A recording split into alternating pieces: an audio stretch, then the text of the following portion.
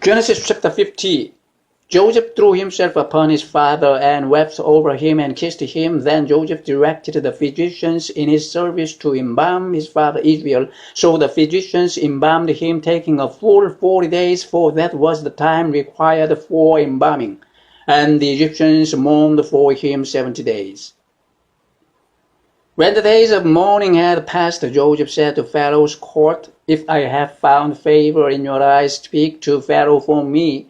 Tell him, my father made me swear an oath and said, I am about to die. Bury me in the tomb I dug for myself in the land of Canaan. Now let me go up and bury my father, then I will return." Pharaoh said, "Go up and bury your father as he made you swear to do." So Joseph went up to bury his father. All Pharaoh's officials accompanied him, the dignitaries of his court, and all the dignitaries of Egypt, besides all the members of Joseph's household and his brothers and those belonging to his father's household. Only their children and their flocks and herds were left in Goshen.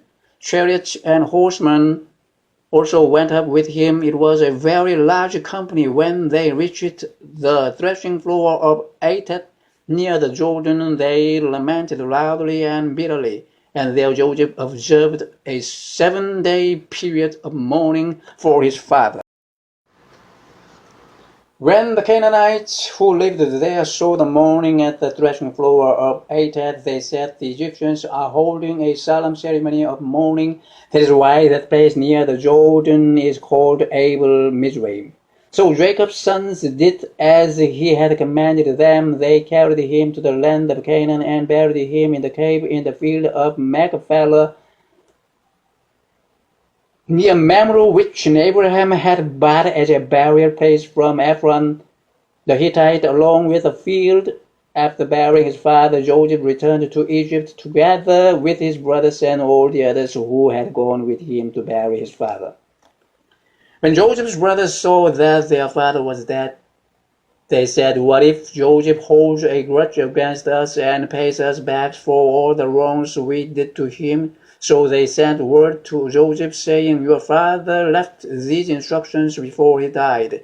This is what you are to say to Joseph. I ask you to forgive your brothers the sins and the wrongs they committed in treating you so badly.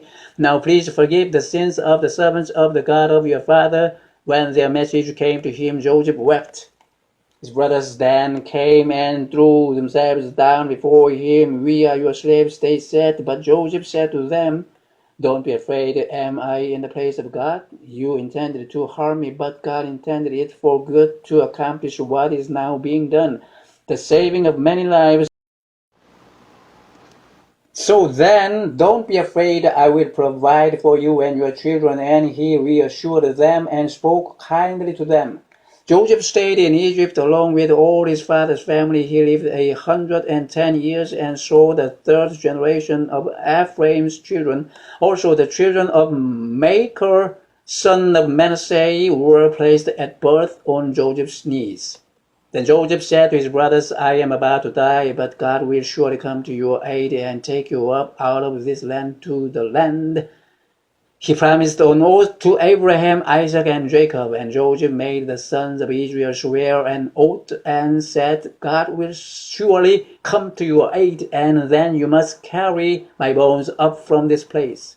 So Joseph died at the age of 110. And after they embalmed him, he was placed in a coffin in Egypt.